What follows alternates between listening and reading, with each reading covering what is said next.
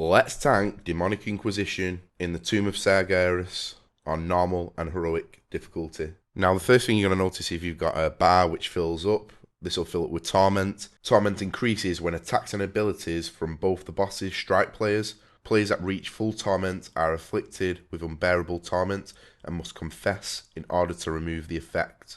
Now, unbearable torment happens when your bar hits 100%, and what this does is all damage done is reduced by 20%, your chance to hit is reduced by 90%, your healing done is reduced by 25%, and all damage taken is increased by 90%. Now, this debuff should never be hitting you as a tank, and we'll go over that a little bit later, but for now, we'll talk about the fight in general and how it kind of like works out throughout the fight, and then you'll kind of understand how torment works, how to get rid of it, why you have an extra action button, and what to do when your torment's getting really high. So straight away when you enter the room, you'll notice that there's two bosses. One's called Atrigan, he wields a big scythe, and the other's called Belak, who holds like a staff with a cage on it. Now this staff with a cage is a big part of the fight, and this is where your action button comes in. Now within this cage there's an ad, and to get into the cage, once you start getting torment, you click your extra action button and it'll teleport you into the cage. Hitting this ad will drop orbs, like yellow orbs, and picking them up will reduce your torment. Now to get out you need to have 0 torment, and then you can re-click the extra action button, I think it's called confess, and this will teleport you straight back out.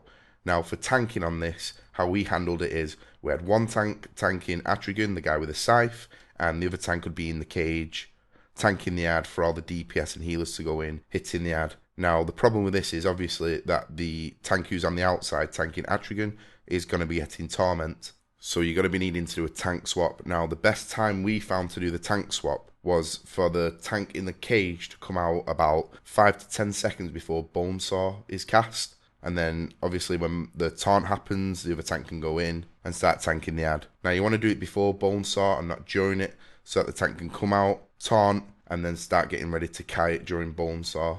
Now if you have any DPS within the cage when the taunt swap's happening, they need to be made aware of this and either pop a defensive or kind of kite the ad for the few seconds that the tanks aren't in there. If you're really also struggling with this kind of tank swap, people are dying in the cage, you can possibly bring a third tank, but I wouldn't really recommend it.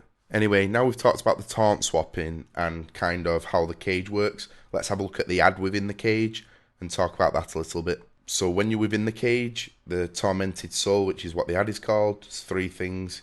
He casts Tormented Eruption, which drop like little green swirls on the ground. Just don't stand in them. If you get hit by one, it's going to do 1.4 million fire damage.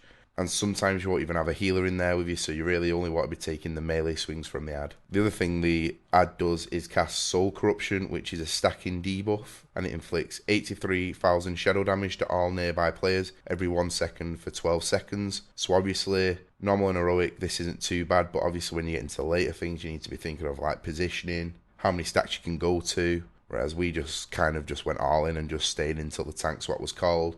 But obviously, if you need to get out because it's getting too high and you can't survive, just call for an earlier tank swap, and this should negate the actual mechanic. And the final thing the ad does is put little yellow orbs on the ground, and these are called the Legion's Prisoner.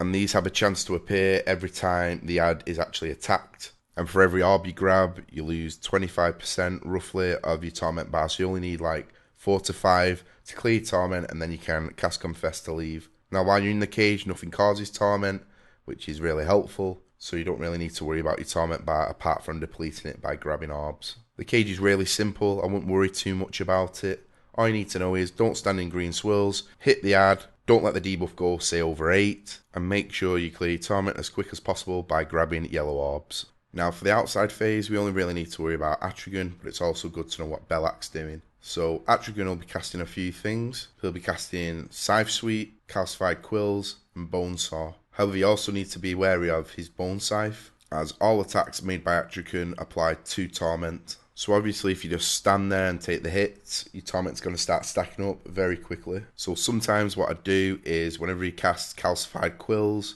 I'd just walk a few steps back or move a little bit depending on how long left I had till Bonesaw, just to reduce the amount of auto attacks he was getting on me to slow down my torment gain. However, you don't really need to do this, it's not like necessary, it just helps out at certain points during the fight. It's just something to be aware of that you can do, but it's up to you if you want to do it. Now Atragon's second ability, and he casts this fairly often, is called Scythe Sweep, and what he does is he'll do a frontal cleave on the tank currently tanking him, inflicting 5 million physical damage and 20 torment to all enemies in front of him. So you kind of want to tank him facing towards a wall, you never want to face him towards a raid, as this will give everyone 20 torment, which is really bad. Now you can pop a minor defensive if you want for this, but I found it didn't even really hit hard and you didn't even really notice a dip in your health. So basic mitigation abilities should be enough to counteract this ability. Now the next ability, as is called Calcified Quills, and the boss will stand still, face a player, and start shooting spikes towards a player. Now if you get hit by this, you're going to take 2.5 million physical damage, and you're also going to get knocked into the air. It's really obvious when it comes, just look for him. He like puts his scythe into the air and the spikes will shoot out.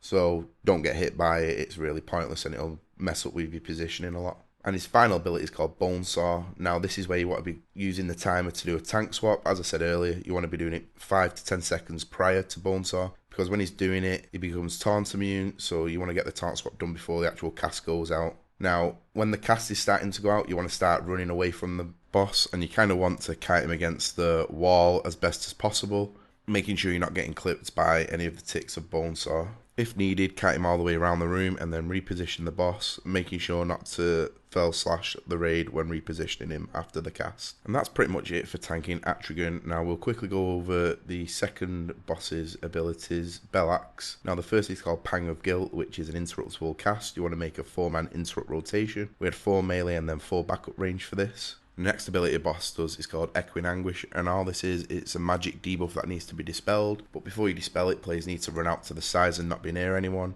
Anyone within 8 yards of these players when they get dispelled are going to get 10 torment and take a lot of shadow damage. He then will cast Suffocating Dark, which shrouds a random player in Suffocating Darkness, inflicting 350,000 shadow damage and 10 torment every 1 second. This also slows the movement speed by 50%.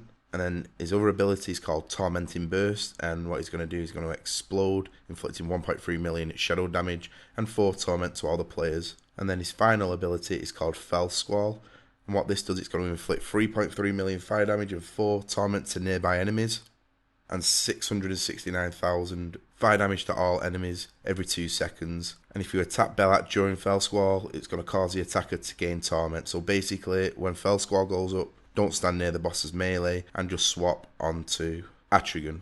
And that's pretty much it for this fight. The real hard thing is getting the tank swap right. As a tank, making sure you're not getting hit by the Bone Storm type ability at all, making sure you're kiting it to the side and not through the raid, making sure you're not cleaving the raid with the big Fell Slash. And then as DPS players, you just need to make sure you're not getting dispelled in the middle of the raid. So a fair bit of communication is required here, mainly between the 2 tanks and people listening to what the tanks are saying, and then people calling for dispels when they're running out. Anyway guys, that's pretty much it for my Demonic Inquisition strategy.